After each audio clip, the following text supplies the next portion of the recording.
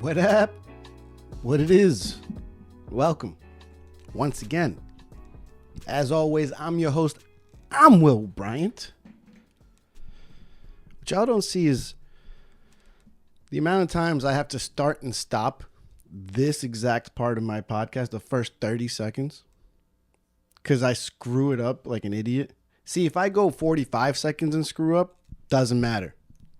Gone too far, no turning back. First 30 seconds, pump the brakes, start it over. That's my cutoff, 30 seconds. If I foul it up, 31 seconds in, doesn't matter. That's how it's going out. I'm doing it live. That's how it's going out. Right now we're at, it's over a minute. We're a minute in. You talk about no turning back. I can't even see the past. That's how far into the show we are. There is no turning back, no surrender. Insert whatever cliche you want here about, not starting over. This is what it is now. This is how it's going to be. Buckle in. I don't care what you say. Not starting over. Is this a good start? Doesn't matter. This is what it's going to be. Before I screw this show up anymore, before I get off to an even worse start than I already have, let me get this out of the way.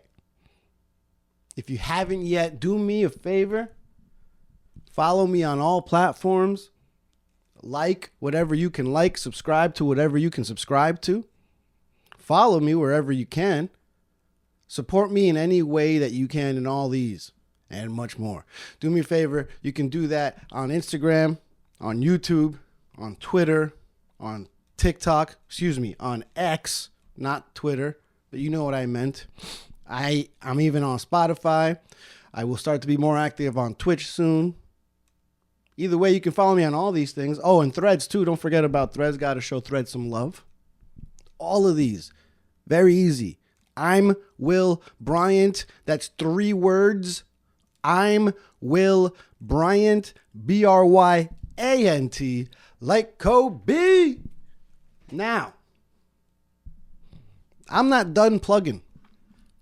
There's actually one more thing I got to plug. Can I talk my shit again? And I don't want to say this is a big deal because I don't want to make this, any bigger than it really is. But I will say that this is the first step for me. It's in doing something significant, I guess. I'll let you be the judge. But here's what I'm plugging. For the first time ever, I have the pleasure, the honor, the opportunity to perform comedy on stage at a ticketed event. Ever since my debut at the Comedy Cellar, at the end of my class, which was basically, it was just a student showcase, I just like saying where it was, at the Comedy Cellar. Since then, I've only done open mics. I've only done open mics to work on some semblance of 5 minutes of this thing they call comedy. But recently, a friend of mine, friend of the show as well, Sam Bale, who you guys can see way back in, what was that, episode, I don't know, 9, 10, 12, I forget, last year. Me and her chopped it up as we taste tested a bunch of non-alcoholic beers and spirits and talked about her, at the time, newly started non-alcoholic pop-up event hosting gig that she was calling Third Place Bar. Well, in 1 year, Third Place Bar has gained a lot of traction, has gained a lot of success. It's grown a pretty good following not just on social media, but here in the New York City area for people that are living a somewhat sober lifestyle, or at least are interested in it. And if you guys have been listening lately, you know that I don't know if I'm going full blown sober, but I have been trying to cut down on my drinking. In fact, in case you guys were wondering, this right here is a cup of coffee.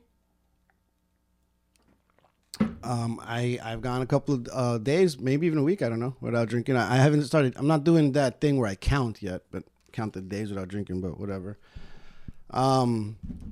Where was I? Oh yeah, I'm plugging something, believe it or not.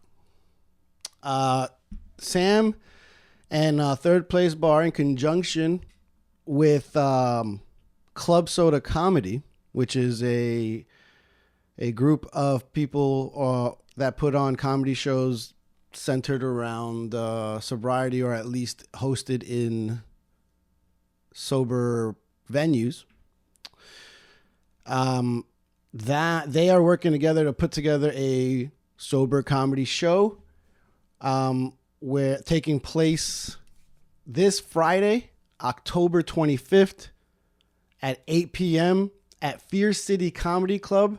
Fear City is located in the LES at 17th and Essex Street. They describe it as being on the border of LES, Lower East Side, and Chinatown.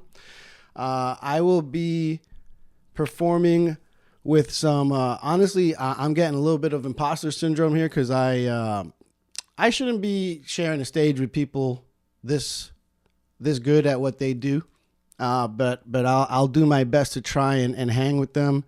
I'm going to be performing with Jacob Williams, with Chewy May, with Katie Haller. I'm a little intimidated, but like I said, ain't no turning back now. That's not just in this podcast, that's in life. I was nervous when Sam reached out, but I said, if I turn this down, I'll just kind of think of myself as a little bitch. So I said yes, and it's funny, I said yes, and then I was like, whoa, hold up. I've never done more than 5 minutes, so I don't know. If you want me to do like 15, 20 minutes, I might not be your man. But luckily, like I said, everyone else that will be performing that night, they've got way more experience in this game than I do. So they'll probably be going on for longer than me. I just feel lucky enough to have even been offered an opportunity to take up some space on that stage for 5 minutes, So, there's been a number of you out there that have been wondering when you guys could see me, when you guys can come show some support. I've had a lot of you guys reach out when I don't know, talk about my open mics, and you're like, oh, let me know when the next one is. And absolutely not would I ever invite someone to an open mic. But I will invite you to this. Club Soda Comedy and a Third Place Bar presents a sober comedy show this Friday night, 8 o'clock at Fear City Comedy. Come see your boy, along with a plethora of much better comedians than me. I'm just lucky that someone's given me a shot to do this. Hopefully I don't bomb too badly. Imagine I just show up drunk out of my mind to this sober show. Would that be a good idea? Probably not. Don't worry, I don't plan on doing that. Either way, I will be providing a link to this show. It's either check out the link in the bio, check out the link beneath me right now if I'm putting this on some type of Instagram story or something like that. Either way, it's happening this Friday. And yeah, I'm a little nervous, but been hitting up the open mics to get ready for it. So I've been hitting up the open mics even, I went to open mics when I had absolutely no idea that I was ever even close to, I guess, booking a gig, quote unquote, as they say. If you would have told me when I performed for the first time ever back in February that come October I would be on stage at an actual comedy show and not just doing open mics, I would have thought that was a little fast. And look, this isn't some wonderkind situation where I'm so good that people have taken notice. No, this is all about who you know. This is one of those situations where I have a friend that is putting together sober comedy shows, and she just so happens to know personally someone that just started comedy that also just started dipping his toes into the pool of sobriety, So it's literally it's a lot of things that just coincidentally went right for this to happen. I'm not letting this at all go to my head and letting me think like, oh yeah, I'm already on stage. No, if anything, this is humbling already, and I haven't even done it yet because, I don't know, imposter syndrome in a way. I mean, I feel like we all have imposter syndrome on some level. I feel like I've had it every step of my life, to be honest with you. I mean, no matter what I've done in life, I've always thought that I sucked at it and that everyone else was way better. It really didn't matter what I did. I mean, if I'm trying to think about it, when I was younger and I did sports, right? My mom put me in any sport that I ever showed interest in, but it wasn't like I was trying out for teams. My mom paid a fee and I played. That's how I played sports when I was younger. I always felt like I never belonged on the teams because I always sucked, man. Everyone else was just better. Whenever I was like playing baseball, I remember being on the field and looking around. I'm like, oh, everyone here has done this before. And like a lot more. Do you guys know how to do this? My mom just paid the fee. She didn't know. She didn't know that I was going to be on the field with people that knew how to play baseball. She was just like, go have fun. Same thing for everything else. The first time I ever played basketball, it wasn't like in the backyard with my dad. What's a backyard? What's a dad? No, my mom paid a fee to have me step into a gym or, the gymatorium, because my school couldn't really afford to have a gym and an auditorium. And I was I was thrown into, again, another scenario. I'm on a court with people, on other kids playing basketball. And the moment that they touch the ball, their crossovers between their legs, someone had perfect form. I grab it and I didn't even know you couldn't dribble with two hands at the same time. Everyone's like, yo, double dribble. And I'm like, yeah, I didn't even practice that. It was quickly that I realized, oh, you guys have done this before? I thought we were all playing basketball like now. They're like, nah, this ain't a game, son. I'm like, I thought we were playing games of basketball. Like, yeah, but that's not what I mean. I mean, like, you a bitch. And that's also when I learned that I was a bitch. It was way early on in life when I started doing sports. But everyone always better than me at every sport I ever played. I was just on the team because my mom paid enough money, So that made it sound like my mom is a booster, like rich and paying people off in college, full house style, for me to play. No, it wasn't that like that. She just paid like, the $89.99 to let me pretend to be a baller. I always had a jersey. I mean, she put me in Taekwondo, and that was the same kind of shit. Like, as long as my mom kept paying, they kept moving me along, white belt to yellow belt to blue belt to red belt to brown belt to black belt. I got all of them. I remember doing the test, quote unquote, the exam for my black belt. And there was this other kid that was like even less athletic than me who literally couldn't do the things that they were asking us to do during this black belt exam. I mean, I swear to God, they put 3 kids like on the floor and on their hands and knees, and they were like, jump over these 3 kids and break this board with like a jumping sidekick. And believe it or not, I did that, but this kid couldn't even jump over them. We both got the black belt that day. You know why? Because the real test was if our mother's credit cards would get declined or not. And both of them passed. That's why both of us, black belts. I never walked around thinking I was fucking Joe Rogan, thinking I could beat people up just because I got a black belt. I knew. I was humbled. I knew early on. I'm an imposter. Masquerading, no matter what it is that I was doing in life, I was masquerading as it. If I played basketball, I was pretending to be good at it while setting picks for the people that were actually good at it. In baseball, I was pretending to be all right at it while always batting 8th in the lineup and just hoping that the balls never hit to me. You know where you put your worst players on defense usually? It's like, well, growing up, it's usually like second base and left field or some shit like that. You know what positions I played a bunch growing up was second base and left field? Cool winky dink? I think not.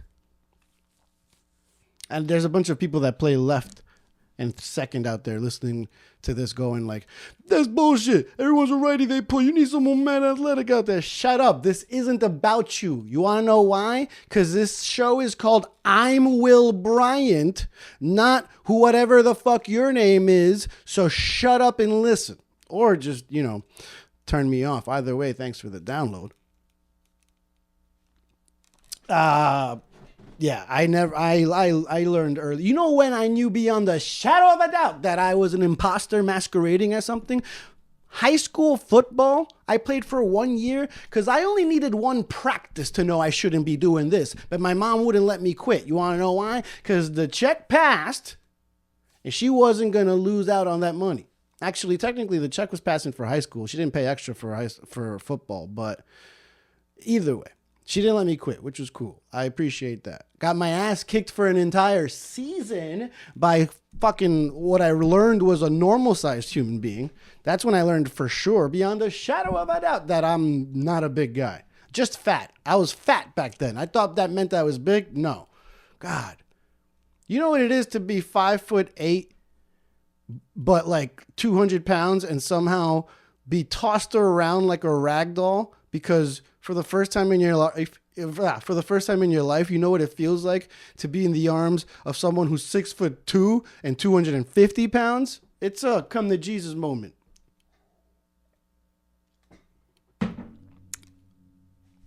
I came to Jesus all season long. Wow, that sounded... Anyways, imposter. You know when else I felt like a imposter? Learning how to bartend for sure was another slap in the face of like, yo, I do not know what I'm doing. You know? Actually that year and a half to 2 years of my life, the year and a half where there was a 2-year period, let's say, where I worked my last office job ever, went back to college and entered the restaurant industry for the first time ever. That was all within the span of like a year.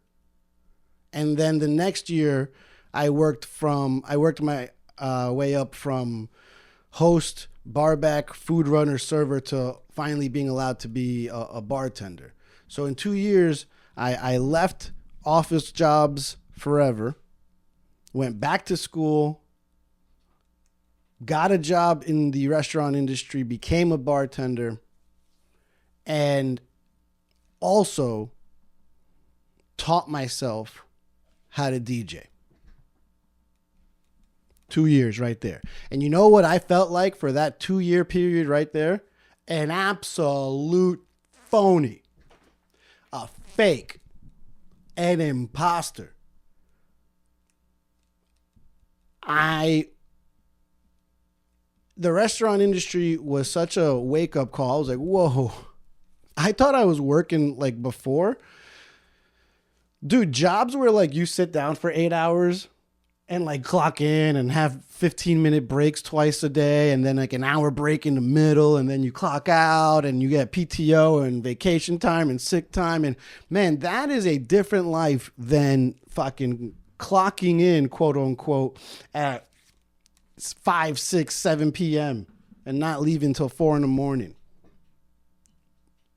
Lunch breaks? What's that? PTO? Never heard of it. Vacation time must be nice. Completely different lifestyle. Then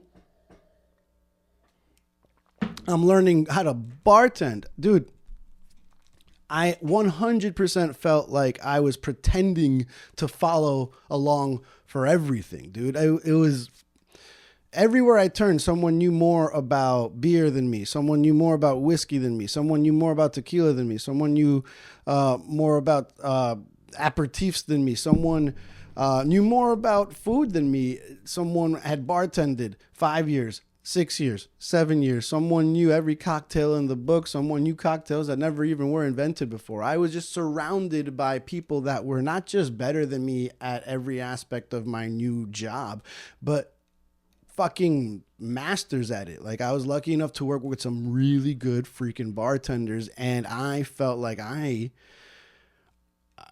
don't belong. It wasn't until I got a job as a bartender somewhere else that, and this is years later, dude, I worked at the same place. I learned how to bartend for a couple of years, and it wasn't until the pandemic that I stopped working there. I didn't get fired from that. I guess technically I got laid off, but I mean the pandemic happened, and my bar never opened up again. It wasn't until I got a job somewhere else, and I remember like the bar was the Diddy was a successful bar, well known bar in Astoria, and I remember thinking when I got hired, like, oh, I fooled them.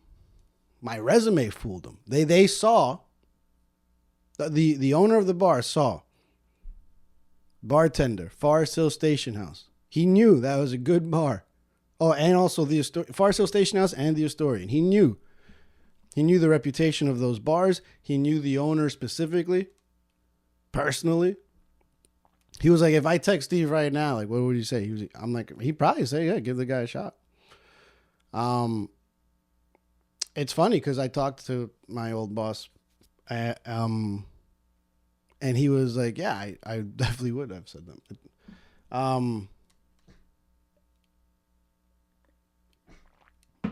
I thought I got the job just because I was lucky enough to have gotten hired at the Forest Hill Station House years ago. Now look how weird that is. I got hired at this bar.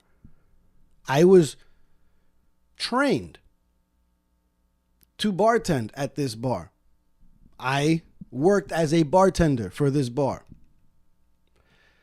My next place of employment sees this and says, if you learned how to bartend there, then you're good enough to bartend here. And instead of me thinking, that's right, I learned from a great place and I'm ready for this, my head went to, oh, they have no idea that I'm probably the worst bartender that ever came out from that place. Like I fooled my old place of employment for 4 years, and now it's time to fool you guys. That's how much I don't give myself credit for anything. It took me working at that place for a little while to realize, like, oh, I might not be too bad at this thing. Because that bar, the Diddy, that bar ain't no joke. It's known as one of the busiest places in all of Queens, and I did it. That's when I was like, oh, maybe I can do this. But I was in such a, I mean, I've always just thought that I was like, go back to those 2 years that I said I never felt like more of an imposter ever than in those 2 years. I was an imposter because I thought that I was fooling everyone while I was learning how to bartend. You know, imagine being a bartender for the first time. Dude, those first couple of drinks I was making, every time that someone was just watching me make those drinks, I was just in my head saying, like, please don't, don't watch me so strong. Don't watch me so much. You're going to know that I'm screwing up. Meanwhile, they have no idea how to make the drinks. I thought every time that I made a freaking old-fashioned, penicillin, margarita, martini, whiskey sour, anytime I made one of these and the person was like, tastes great, I didn't say, yeah, hell yeah, because I'm dope at this. No, I said, fool that one. They have no idea. I don't know why. And at the same time that this is going on, I'm going back to school. A 30-year-old back in school with a bunch of 18 and 19-year-olds. I'm realizing I don't even know how to freaking multiply fractions anymore. I don't know how to, I've never made a PowerPoint in my life. I don't know how to be a student like these guys. I forgot all my maths. And I'm in music. I went back to school for music, having never played music in my life. I'm in the same class with people that I've played piano as a savant for 12 years. I'm in the same class with people that have gone on tour playing guitar and singing. Talk about imposter. I didn't even know how to turn on the goddamn equipment that we were using or had to use to record ourselves. I felt like a damn imposter every time that class was in session. So I went from a job where I thought I was fooling everybody to a class where I felt like the dumbest kid in the entire freaking community college. And then I go home to practice and self-teach DJing from YouTube videos and whatever I can find online. Thinking, man, this is fake too. To the point where, like, anytime someone ever heard me spin, whether it be like early on, like on an Instagram live or something like that, because remember the pandemic hit and that was the only way I that's when I first started to ever DJ, like, for people, was actually going on Instagram lives and shit like that. I remember thinking, like, oh, no one realized that I'm fucking terrible at this. I'm fooling them all. And, the few times I've actually done it at parties, the few times I've actually even gotten paid for it, every time I'm like, I'm fooling them. They don't have any idea. Even when they're like vibing, they're looking, they're complimenting, I'm like, these idiots have no idea. I never give myself credit for being good at something. Because that's the thing. I don't think I'm good at much. Same thing with this comedy stuff, man. I've been hitting up these open mics. Man, most of them go all right. As far open mics are known to just be shitty experiences, No, everyone that's there is usually there just to do their 5 minutes of material. So it's not like you're doing these open mics to a crowd that's ready to come and laugh. No, we're all just there to work on a joke that is nowhere near ready, most likely. And a lot of times these people are not really into what you're saying. Some don't even pay attention. A lot of times if someone goes on early, they don't even stay past their mic. They just leave. These open mics can be rough. With that being said, you can still kind of bomb an open mic. Like, now look, I'm not bringing down the fucking house on these open mics, but I did recently have one where I was like, oh, that's probably the worst one I've ever done. Not just because like the reaction was bad, but I personally screwed stuff up too. I messed up my ordering of things I say, and that matters. You know, if you say one sentence before the other one and you wrote it down differently, that affects everything. It's in the details. And I realized that. I mean, I already knew that, but I realized, you know, with some new jokes that I've got, like, oh, it really does matter here. So I got to be careful with that. Man, I had an open mic recently where it was, I'm the type of open micer where I won't take up the entire 5 minutes if I don't have to, if I don't want to, because, you know, I don't, recently I've been trying to work on new stuff. And actually it just coincidentally, something I've been trying to work with, has to do with sobriety. And like I said, coincidentally, my first show ever that I've been asked to perform at is a sober show. So I've been trying to hit some of those jokes, or trying to fine tune some of those more recently in these open mics. And, you know, because of that, I'm not really working on some of the jokes I've come up with earlier on in this year. But I was at this open mic recently where I bombed so bad that I didn't really let it get to my head that I bombed at an open mic, but I was at the point where I was like, oh, those are all my jokes that I wanted to work on. But when I like looked to the side, the host of the open mic wasn't even there. He left the room in like the middle of my set. And the set's only supposed to be 5 minutes long. This guy just left. And I know he didn't go to the bathroom because the bathroom was the other direction. So he leaves, and once he's gone, there's a moment where I'm like, well, that's all I really had, and it wasn't going well. And I wanted to be like, well, you know, cool, thanks, but there's no host there. So I literally had to do more material to kill time until the host returned to, you know, host. So now I've done the jokes that I wanted to work on. I learned that they need some work thanks to that, you know, tepid response. But then I had to then pull out older material that I didn't really want to work on. Not that it's done, not that it's great, but it was just, you know. And so now I felt like I was actually just doing like a comedy show, and I'm pulling this out, and it's funny because that got, you know, that got probably the best reaction out of all. But it's like, well, yeah, I've been working on those a little bit longer. And then the host shows up like, and lights me.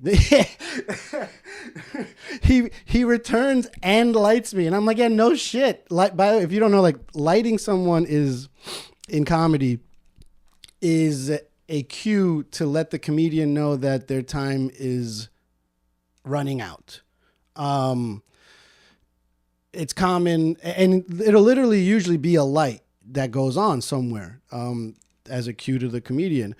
In open mics, more often than not, it's the host is just holding up their light from their phone or something like that. And it's pretty common in a 5-minute set to light the comedian at 4 minutes, so they know that they have a minute to wrap it up.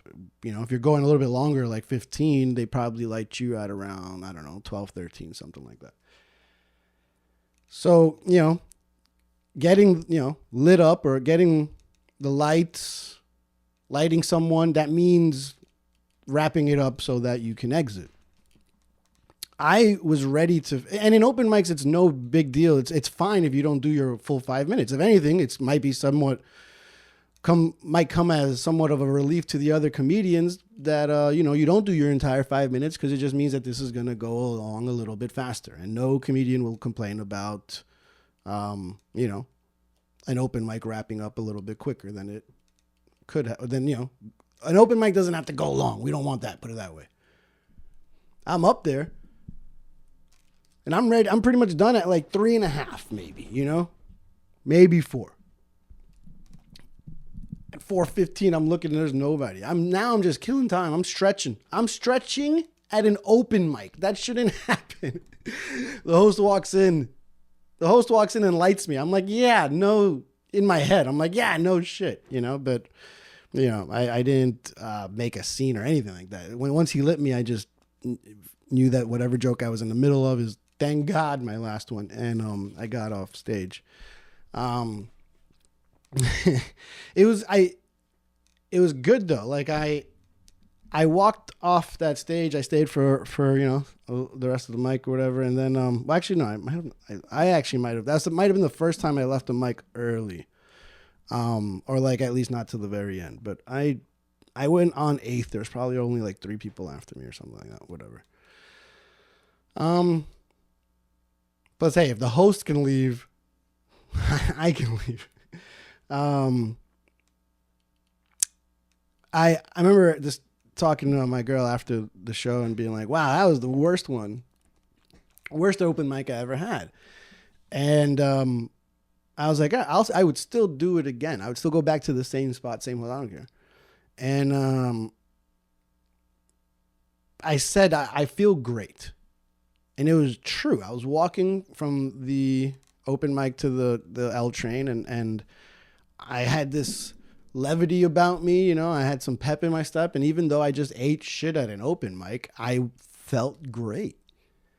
And I would do it again, even if it meant that feeling the same experience or having the same experience. I would have felt worse if I didn't do it. So I was, it was the best advice I've gotten about trying to pursue comedy is you're going to bomb. You should bomb. Embrace the bombs and bomb often. Because that's the only way that you're going to get better. It's similar to, I remember one time early on when I was pretending to be a bartender, I was getting my ass handed to me. I was in the weeds, as they say in the industry. I was getting my ass kicked behind the bar. It was busy. It was happy hour. And my GM that hired me way back in the day as, to be a lowly barback. And he's the one that, promoted me from barback to server and the one that ultimately gave me a shot at bartending. He was standing right at the end of the bar, maybe 2 feet away from me, watching me drown behind the bar, shaking drinks, churning out cocktails, getting my ass kicked. And I didn't complain. I didn't bitch. Nothing. I just kept making drinks and dug myself out, drink by drink, order by order, ticket by ticket until I got there, until I made it. And I remember my GM not helping me at all. He didn't run a single drink. He didn't pass me a single bottle. He just stood there at the edge of the bar and watched me drown. In fact, while I was shaking cocktails, he would be like, how long did you shake that for? And I'd have to be like, 12 seconds. Why? Because it's poured out over ice. How long are you stirring that for? 14 to 16 seconds. Why? Because it's a drink up that's not going to be served on, he's testing me. He's quizzing me while I'm getting my ass kicked behind a bar. There's this great line in As Good As It Gets where Jack Nicholson is in this scene with Greg Kinnear. And Jack's having this a little bit of a mental breakdown. And he's actually kind of confiding in Greg Kinnear, but he's not getting the type of help from the Greg Kinnear character that he wants. And Jack has this line that is like embedded in my mind forever. He just like blurts out at Greg Kinnear's character. He goes, "I'm drowning here, and you're describing the water." And at that moment, when I was behind the bar, drowning in cocktails, I would have loved nothing more than for my GM to run a damn drink or pass me the goddamn Fernet, anything. I don't know. But instead, he just stood there and described the water as I drowned. But once I was done, once, the night ended and every customer was happy and no customer left thirsty or hungry, and he looked at me and he just smiled. And he was like, "Got your ass kicked there, didn't you?" And I remember just exhaling and holding back this like anger that I had at him at the moment. Cause like, motherfucker, why didn't you help? But my response was just, yeah, I definitely got my ass kicked. And he just looked at me and smiled. He's like, "It's the best way to learn." And he was right. And I value that shift. I value that ass kicking. I value that lesson that I didn't know at the time that he was teaching me. So when I go out to, let's fast forward years later, when I go to an open mic and I stand on stage and I get my ass kicked and I can't even get help to get off stage early because there's no host in the room. And I take it. And I don't complain. On that walk home, I'm happy. Because that's the best way to learn. Little ass kicking every now and then. Thanks. Thanks, Apple, for ruining this poignant moment in my freaking show. Perhaps I should have muted my laptop. Where was I?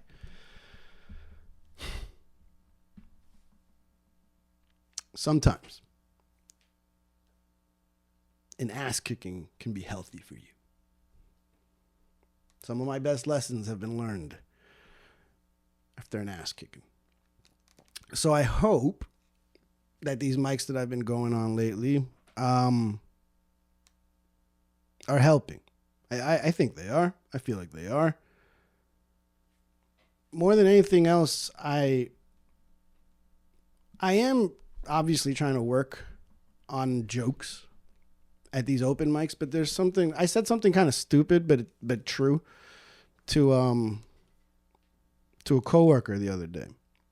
I had an opening shift, and there was an open mic an hour after my shift in the city that I thought about going to, but I try to find every excuse that my mind can come up with to not go to an open mic. And it's only when I don't allow myself to succumb to these excuses, when I make no excuses, that I go to these open mics. And without fail, every time that I make that choice to go rather to not than to skip it, I feel better for having gone. I said something along the lines like, I hate going to new open mics. And she was like, well, yeah, duh, but every open mic is going to be a new open mic until it's not. And I'm like, I know. Damn it. So I went. And now it's not a new open mic anymore. But I feel like part of going to these open mics, besides the obvious working on and tightening up of your actual jokes, I think part of the open mic is also working through the fear, the anxiety, sometimes the straight up nausea that you may feel knowing you're about to get up on some kind of stage. I know I'm going to feel that this Friday at Fear City Comedy for that sober comedy show. And a lot of me going to these open mics isn't just to make sure I've given as much time to my jokes as I can. It's to train myself, to remind myself that even if I'm walking into an ass kicking, it's okay. I heard recently, and I'll kind of leave you guys on this. I've been watching Modern Family lately. It's a show I never was into before. Not into, I just never watched it before. And we started getting into that recently, probably within the past month or two. Love it. It's good. It's good stuff. The actress that plays Claire Dunphy was talking about how much she relied on the actor that played Phil Dunphy. And how she gets really nervous all the time doing, table reads and just acting on the show in general. And that she leans on her co-star very heavily to get through this. And that one of the most comforting pieces of advice or just things she's ever been told came from him, where he said, acting is mostly fear management. And I think that's true for a lot of things. I think you can say the same exact thing about comedy. That comedy is mostly fear management. And I guess that's what I'm trying to do here. Because I'm terrified all the time. And I'm always most terrified when I do the things I care about most. And this is me just trying to manage that.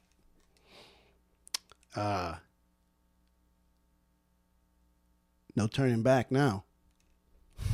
Whether it's 30 seconds in or 36 years in. Fear management. Every day I manage a little bit of fear.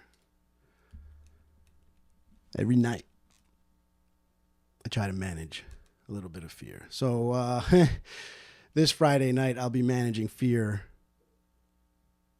at Fear City. And I'll be doing it for Club Soda, a sober comedy show. Check me out, guys. Click that link. Support me if you can. If you can't support me in person, at least support me on the social medias. I don't know. You guys know how to do that, though. Do me a favor. Follow me. Like, subscribe, rate, review. Come to the show. Laugh. All that good stuff. It's I'm Will Bryant. Same thing on every platform, and it'll be the same thing on stage this Friday night. 3 words. I'm Will Bryant. Bryant. Like Kobe.